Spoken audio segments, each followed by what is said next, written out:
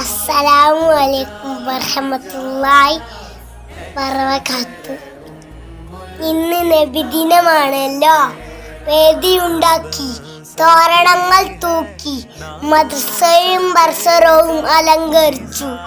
ഓരോ മുഖത്തും സന്തോഷത്തിന്റെ പൂത്തിരി കത്തിക്കൊണ്ടിരിക്കുന്ന ഒരവസ്ഥയിലാണല്ലോ ഞാൻ അന്ന് ചോദിക്കട്ടെ, ലോകം ഒന്നടങ്കം ഇത്രത്തോളം സ്നേഹിക്കുന്ന ഒരു വ്യക്തിയുണ്ടോ?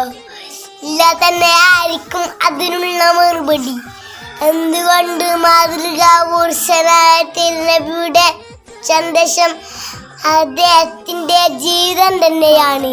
മറ്റുള്ളവർക്ക് വെളിച്ചം നൽകി സ്വയം ഉരുകുത്തുറന്നൊരു മെഴുകുതിരുന്ന ആണ് നബിതങ്ങൾ.